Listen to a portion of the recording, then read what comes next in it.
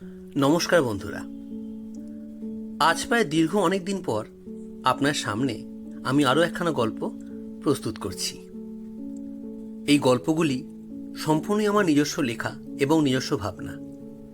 আজকের গল্পের নাম হচ্ছে জঙ্গলকাণ্ড। এই গল্পটি আপনার যদি ভালো লাগে অবশ্যই এই গল্পটিকে লাইক করবেন, আমার চ্যানেলটিকে সাবস্ক্রাইব করতে ভুলবেন না। তাহলে চলুন শুরু করা যাক আজকের গল্প জঙ্গলকাণ্ড। সময়টা তখন 2006 সাল। আমার পোস্টিং হলো পুরুলিয়াতে, পুরুলিয়ার অযোধ্যা পাহাড়ের একটা সাইট বলতে পারেন। আমি পেশায় একজন ফরেস্ট অফিসার, তাই বিভিন্ন রকম জঙ্গলে জঙ্গলে ঘুরে বেড়ানো আমার অন্যতম কাজ বলতে পারেন। পুরুলিয়ার যে স্থানে আমার পোস্টিংটা হয়েছিল তার পাশেই রয়েছে এক মস্ত বড় ঘন জঙ্গল। আমি যখন সেখানে পৌঁছলাম দেখলাম আমার যে অফিসটা সেটা আমার জঙ্গল থেকে হয়তো 500 মিটারের দূরত্বে, আর তার থেকেও আরও 200 থেকে 250 মিটার দূরে আমার কটেজ।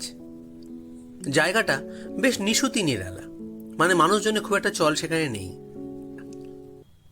একদিন সকালবেলা আমি আমার যখন টেবিলে বসে কাজ করছিলাম তার কিছুক্ষণ পরে শুনতে পেলাম যে বাইরে একটি গাড়ির শব্দ হলো, অর্থাৎ একটা গাড়ি এসে দাঁড়ালো। আর তার খানিক পরেই এক বয়স 55 থেকে 60 বছর মতো এক প্রৌঢ় ব্যক্তি আমার ঘরের মধ্যে ঢুকে এলেন। চেহারাটা বেশ গোলগাল, শর্ট হাইট বলতে গেলে। দেখে বেশ একটু সরল সাহসী মানুষ বলেই মনে হলো। আমাদেরকে উনি এগিয়ে এলেন, এগিয়ে এসে হাত জোড় করে বললেন, আরে বাবু সাহেব, নমস্কার নমস্কার। হ্যাঁ, আমার নাম নরেন পাসওয়ান আছে বাবু। এ এ আমি এইখানেই থাকি, পাশেই থাকি। পাশে আমার ছোট্ট একটা একটা বাগান মতো আছে, ওখানে একটু ওই সব ব্যবসা টেবসা করি আমি বাবু। আর এখানে বহু বছরের বাসিন্দা আছি। আগেই শুনেছিলাম যে আমাদের বড় বাবু এসেছেন, ভাবলাম একবার দেখা করে যাই, তাই একটু এলাম আর কি আপনার সঙ্গে একটু কথা বলতে, একটু আলাপ করতে বাবু। বুঝলাম ভদ্রলোকটি বাঙালি নন, তবে ওনার ব্যবহার কথাবার্তা বেশ ভালোই।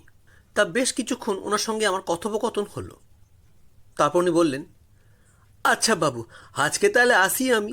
আপনার সঙ্গে দেখা হয়ে খুব ভালো লাগলো বাবু, আবার আসবো বাবু পরে একদিন। আপনিও একদিন সময় সুযোগ করে এই গরিব ভাইয়ের বাড়িতে একটু আসবেন বাবু, একটু পায়ে ধুলো দিবেন বাবু। বুঝতেই তো পারছেন, গরিব মানুষ, যতটা পারবো আমার দাদা বাবু সেবা করবো হুজুর। একদিন একটা মৌকা দেবেন বাবু, একটা মৌকা দেবেন। তো আমি তখন বললাম, আরে না না, ওরম করে বলার কিছু নেই, সে ঠিক আছে, সে যাবো খুনি। আরে এখন তো আমি এখানে আছি, চিন্তা কোথায়, সে যাবো, কোনো ব্যাপার না। হা হা হা হা বাবু, অবশ্যই আসবেন বাবু, আমি আসবো, আমি আপনাকে নিজে এসে নিয়ে যাবো বাবু। আজকে এলাম বাবু, আজকে এলাম। এই বলে ভদ্রলোক বেরিয়ে গেলেন। তারপর থেকেই মাঝে মধ্যেই সেই নরেনবাবুর সঙ্গে আমার দেখা হতো এবং ওনার সঙ্গে কথাবার্তা হতো। অনেক ক্ষেত্রে উনি আমার অনেক রকম হেল্পও করতেন। ওখানে থাকতে থাকতে জানতে পারলাম ওই জঙ্গলের মধ্যে আগে বেশ কিছু আদিবাসী সম্প্রদায় থাকতেন। তাদের মধ্যে খুব উল্লেখযোগ্য সম্প্রদায়ের নাম হচ্ছে টোলো। টোলো সম্প্রদায়ের অনেক বদনামও আছে। তারা সেই জঙ্গল থাকলেও তারা সাধারণ মানুষকে খুব একটা সহ্য করতে পারত না। এই টোলো আদিবাসীরা আজ বহু বছর হলো ওখান থেকে বলতে পারেন একরকম নিশ্চিহ্ন হয়ে গেছে। কারণ একবার এক প্রাকৃতিক দুর্যোগে তাদের গ্রামে ভয়াবহ অগ্নিকাণ্ড হয় এবং সেই অগ্নিকাণ্ডতে তাদের 80 থেকে 90% মানুষ মারা যান, আর বাকিরা বেপাত্তা হয়ে যান। আরও কিছু ছোট ছোট সম্প্রদায় থাকলেও তাদের বিশেষ খোঁজ পাওয়া যায় না। সেই জঙ্গলে মাঝে মধ্যে বাঘেরও নাকি উপদ্রব হয়, সেখানে নাকি খুব চিতাবাঘের আতঙ্ক আছে, সেটাও আমি স্থানীয় কিছু মানুষের থেকে জানতে পারি। আমি একদিন মনস্থির করলাম যে আমি নিজে একবার ওই জঙ্গলটা পর্যবেক্ষণ করতে যাব, দেখব যে সেখানকার পরিস্থিতি বর্তমানে ঠিক কী। জঙ্গলটিকে দূর থেকে দেখলেই একটু বেশ গা ছমছমে একটা অনুভূতি হয়, একদম জনবসতিহীন। তাই সেই জঙ্গলটির প্রতি আমার খুব আগ্রহও ছিল যে কী আছে বা কী নেই আমি নিজ চোখেই একবার দেখব। এরকমই একদিন নরেনবাবু আমার কাছে এসেছিলেন তার একটা দরকারে।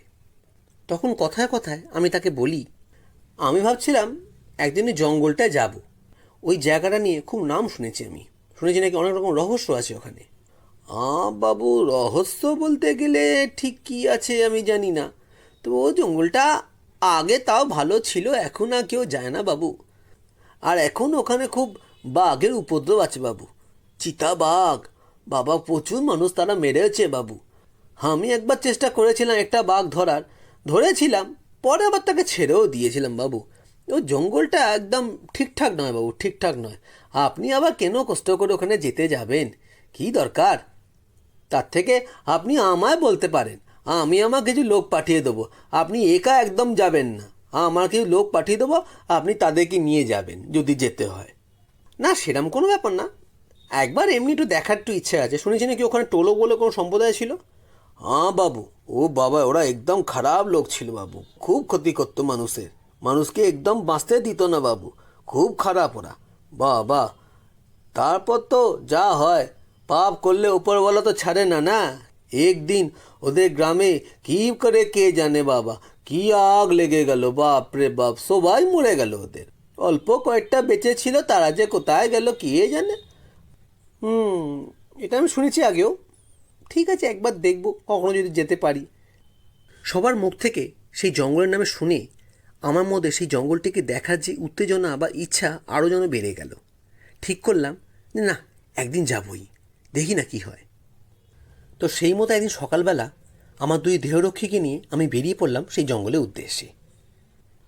যত আমি জঙ্গলটির কাছে এগিয়ে এলাম, যেন মনে হলো একটা মস্ত বড় কোনো রহস্য সেই জঙ্গলের মধ্যে লুকিয়ে আছে। আমি খুব উত্তেজনা নিয়ে জঙ্গলের মধ্যে প্রবেশ করলাম। দেখলাম সারি সারি দিয়ে লম্বা লম্বা গাছ, কোনোটা শাল, কোনোটা সেগুন। আমি এগোতে থাকলাম।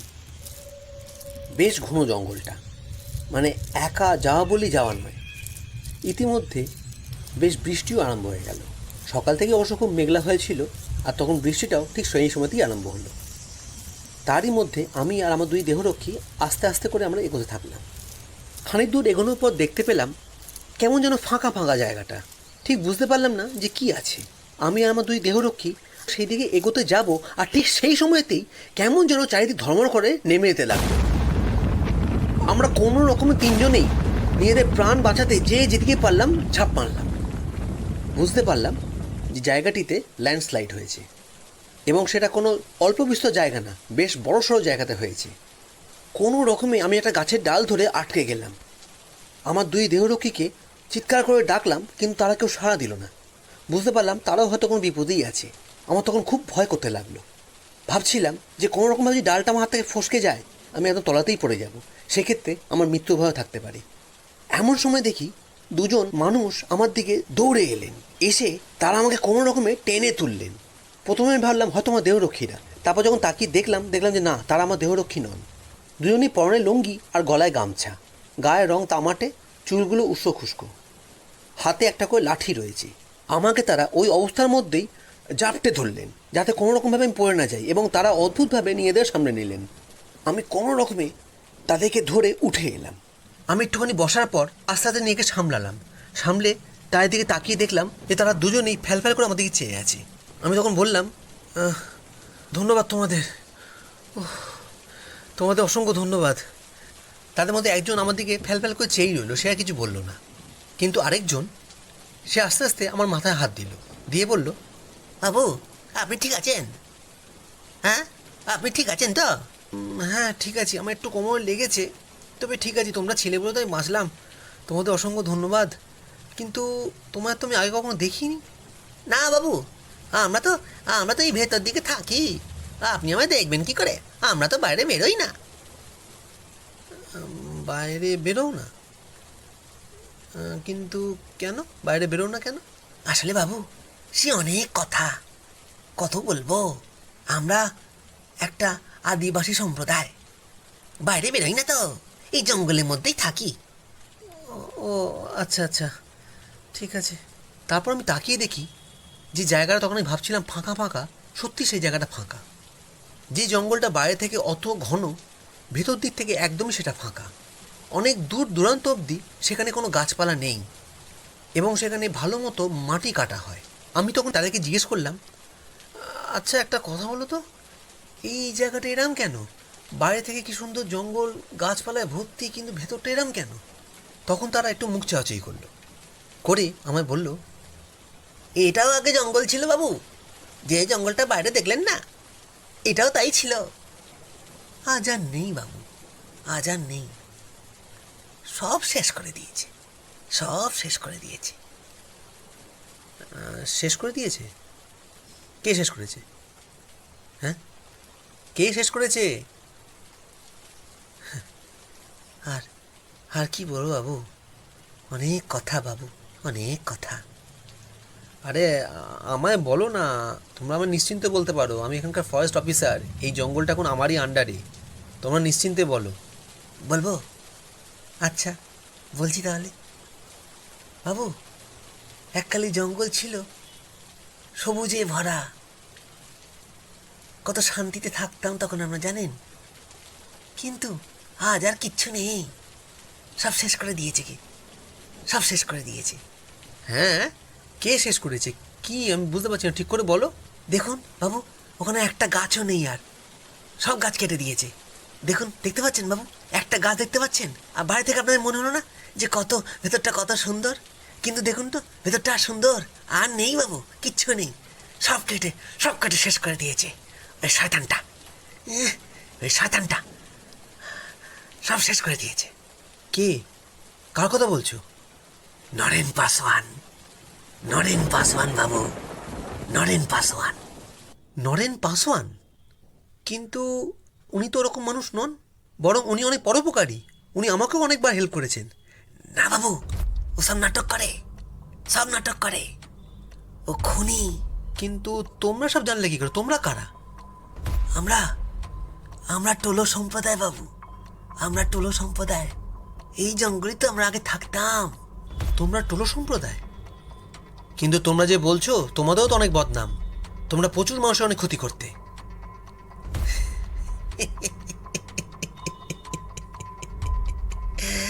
বাবু, আপনি কিছু জানেন না বাবু। আপনাকে যারা বলেছে তারা সব ওরই লোক, আপনার অফিসের লোকরা বলেছে হয়তো। সত্যিটা তা নয়, সত্যিটা অনেক আলাদা। আমরা টোলো সম্প্রদায় খারাপ নই বাবু, খারাপ নই। এই জঙ্গলকে আমরাই রক্ষা করতাম, এই জঙ্গলে প্রতিটা পশু পাখি কে আমরাই রক্ষা করতাম। কিন্তু এই জঙ্গলের প্রতি নজর পড়ে ওই নরেন পাসওয়ানের, আর তারপর থেকে শুরু হয় অত্যাচার। আমরা বাধা দিয়েছিলাম হুজুর, আমরা বাধা দিয়েছিলাম, তাই আমাদের বস্তিতে আগুন ধরিয়ে দিয়েছিল ওই ওই নরেন পাসওয়ান। ওই নরেন পাসওয়ানই আগুন ধরিয়ে দিয়েছিল। ও কি কষ্ট, কত মানুষ মরে গেছিল আমাদের, সবাইকে সবাইকে ওই নরেন মেরে ফেলেছিল বাবু। বিশ্বাস করুন বাবু, আমরা খারাপ নই বাবু, আমরা খারাপ নই, আমরা সবাইকে ভালো রাখতাম বাবু। আর জানেন বাবু, এই এই জঙ্গলে অনেক খনিজ জিনিসপত্র আছে, এখনো আছে, সেটা ও সব জানে। আর জানে বলেই আমরা যেহেতু পথের কাঁটা ছিলাম, তাই আমরা সবাইকে সরিয়ে সব কিছু নিজেই চুরি করে। কত গাছ ছিল সব কেটে ফেলে দিয়েছে বাবু, সব কেটে বিক্রি করে দিয়েছে। আর যে চিতাবাঘের আক্রমণ, আর জঙ্গলে এদের থাকার জায়গা নেই, এদের খাবার নেই, এরা কি করবে বাবু? তাই বাধ্য হয়েছে শহরে আসতে। এদের মারবেন না বাবু, এদের মারবেন না, ওদের বাঁচতে দিন। ওরা কেউ ক্ষতি করেনি বাবু, ওরা ক্ষতি করেনি। আসল বদমাইশ ওই শয়তানটা, ওকে মেরে দেন বাবু, ওকে মেরে দেন, ও খুব খারাপ, ও খুব খারাপ। আমি তখন ওদের মুখ থেকে সব কথা শুনতে শুনতে কেমন যেন অবাক হয়ে গিয়েছিলাম, যে আমি এতদিন যা শুনে এলাম এখানে সবটা তো তার উল্টো বলছে এরা। তখন আমি জিজ্ঞেস করলাম যে তোমরা যে এই কথাগুলো বলছো, তোমাদের কাছে কোনো প্রমাণ আছে এসবে? প্রমাণ? হ্যাঁ আছে বাবু, আছে। ওর বাড়িতে যাবেন বাবু, ওর বাড়ির পেছন দিকে দেখবেন বড় বাগান মতো আছে, ও সুন্দর করে সাজিয়ে রেখেছে। সে বাগানটা ওপরে দেখতে, তার তলাতে অনেক বড় ঘর আছে বাবু। সেই ঘরে যদি কখনো যান, দেখতে পাবেন কত প্রাণীর হাড়, চামড়া, দাঁত, নখ সব রাখা রয়েছে। কত গাছের ডাল, কত কাঠ থরে থরে সাজানো আছে ওখানে। ওখানে যাবেন বাবু, আমি যা বলছি আপনি সব কিছুর প্রমাণ পাবেন বাবু, আপনি সব কিছুর প্রমাণ পাবেন বাবু। আমরা গরিব, আমরা খুব গরিব বাবু, কিন্তু আমরা কারো ক্ষতি করি না বাবু। এই জঙ্গলে মধু, গাছের ডাল এসব বিক্রি করেই আমাদের পেট চলতো বাবু, আমরা কারো কোনো ক্ষতি করিনি বাবু। কিন্তু ওই নরেন ও আমাদের শেষ করে দিয়েছে বাবু, আমাদের সব কিছু ছিনিয়ে নিয়েছে বাবু। আপনি পারবেন এর বিচার করতে বাবু, আপনি যান, ওখানে যান, সব কিছুর উত্তর পাবেন বাবু, সব কিছু ওখানে প্রমাণ আছে বাবু, সব কিছুর প্রমাণ আছে। আমি আর কোনো কথা বললাম না, কোনো রকমে আমি ওখান থেকে চলে এলাম। বেশ কিছুক্ষণ পরে আমার দুই দেহরক্ষীকেও আমি খুঁজে পেলাম। আমি তাদেরকে এসব ব্যাপারে কিছু বললাম না, আমি সোজা চলে এলাম আমার কটেজে।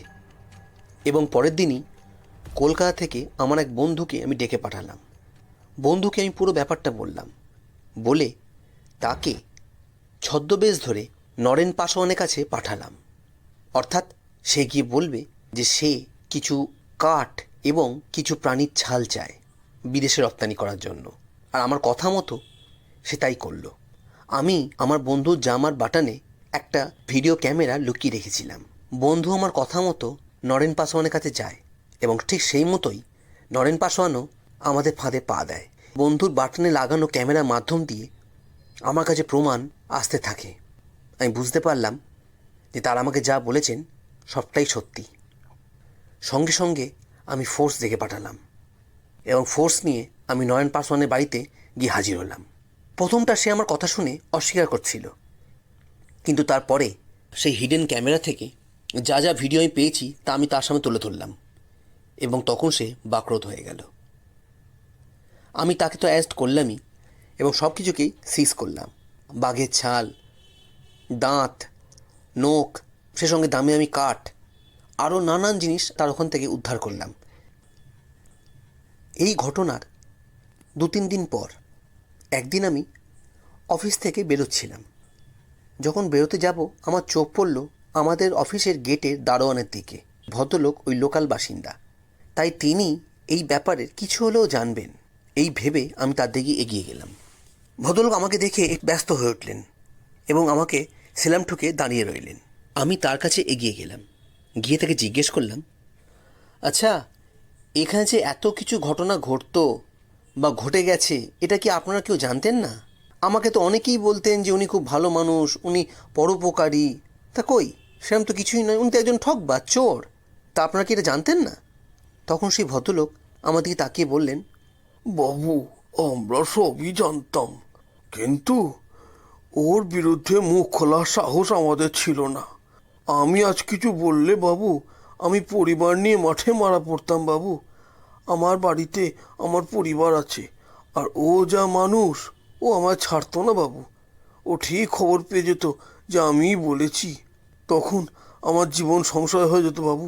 তাই আমি আপনার সামনে কিছু বলিনি, বা আগেও যেসব সাহেব এসেছিলেন আমি কাউকেই কিছু বলিনি।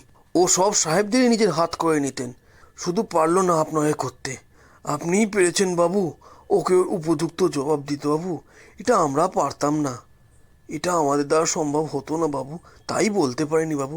আমার অপরাধ মার্জনা করবেন বাবু, আমায় ক্ষমা করবেন। মানছি, বুঝতেই পেরেছি ব্যাপারটা, কিন্তু আপনারা যদি সবাই ভয় পান তাহলে এই ব্যাপারগুলোকে মোকাবিলা করবে এটাকে। আজ আমিও তো এই ব্যাপারটা জানতে পারতাম না যদি আমাকে ওরা না বলতো। আগে কোন লোক বাবু? আরে ওই তো সেদিনকে যখন জঙ্গলে গেছিলাম, যখন একটা ধস মতো নেমে গেছিলো, আমি তো প্রায় পড়েই যাচ্ছিলাম, সেখান থেকে ওরাই আমার বাঁচালো। কি, ও হ্যাঁ, টোলো সম্প্রদায়ের লোক ওরা। আপনারা বলতেন টোলো সম্প্রদায়ের মানুষকে মেরে দেওয়া হয়েছে, কিছু আছে তারা পালিয়ে গেছে, ওই তো আছে এখন ওরা ওখানে।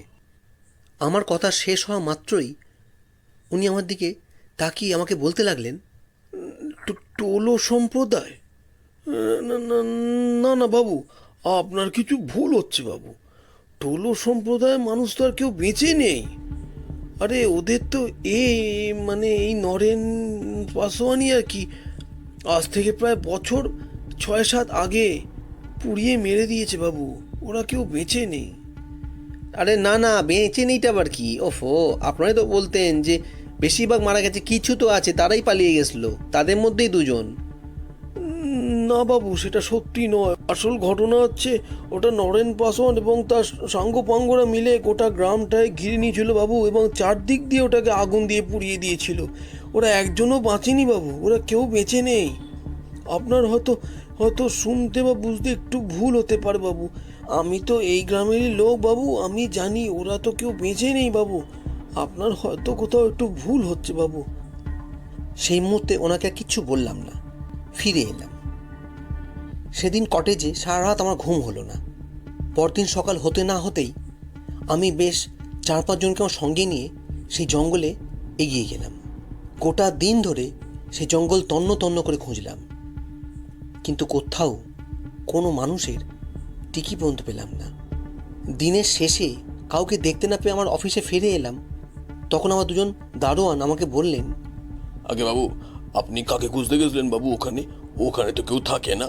আমি তখন বললাম, আরে কি করে তোমাদের বোঝাই, আমি সেদিনকে যখন ধসে পড়ে গেছিলাম তখন আমাকে যে দুজন মানুষ বাঁচিয়েছিলেন আমি তাদের খোঁজেই গিয়েছিলাম। তারা হলো টোলো সম্প্রদায়ের মানুষ, কিন্তু এখানে যিনি দারোয়ান বাবু উনি বলছেন টোলো সম্প্রদায় কেউ নাকি বেঁচেই নেই। আমি তারা সেদিনকে যা দেখলাম তারা তাহলে কারা? তখন তারা বলল, না বাবু, দারোয়ান দাদা ঠিকই বলেছেন বাবু, ওরা সত্যি কেউ বেঁচে নেই বাবু। আজ থেকে বছর 4-5 আগে এক ভয়াবহ অগ্নিকাণ্ডে সবাই মারা গেছে বাবু। ওরা আর কেউ বেঁচে নেই। এটা কোনো গল্প কথা নয় বাবু, এটা সত্যি কথা। টোলো সম্প্রদায় একটা মানুষ আর বেঁচে নেই। সেদিন সেই ভয়াবহ অগ্নিকাণ্ডে সবাই মারা গেছিল। আপনার যেখানে ধস নেমেছিল তার সামনেটা একটু গেলেই বুঝতে পারবেন, একদম ফাঁকা একটা জায়গা। ওখানে আগে অনেক গাছপালা সব ছিল, আর টোলো সম্প্রদায়ের মানুষরা ওইখানেই থাকতো। যখন জঙ্গলে আগুন লাগে তখন ওরা সবাই ঝলসে মারা যায় বাবু। ওরা কেউ বেঁচে থাকেনি, সবাই মারা গেছিল। তাদের সবার মুখ থেকে এই একই কথা শোনার পর আমি সত্যি তখন অবাক হয়ে গেলাম। আমার কেউ সোর্স মারফত কলকাতা থেকেই এই জঙ্গলের সব কাগজপত্র যা আছে চেয়ে পাঠালাম। আমি আর কাউকে কিছু বললাম না যে এও কি সম্ভব। আজ এত বছর চাকরি জীবন কখনো এরম ধরনের ঘটনার সম্মুখীন হইনি। বিভিন্ন বন্য প্রাণী, বিভিন্ন আদিবাসী সম্প্রদায় অনেক দেখেছি, কিন্তু সেদিন ধসে যাদের দেখলাম তারা তাহলে কারা? এখানকার মানুষের কথা মতো সেই জাতিটা আর নেই। তাহলে সেদিনকে টোলো বলে যারা আমার সামনে এলো বা যারা আমার প্রাণ বাঁচালো তারা তাহলে কারা? মানুষ নাকি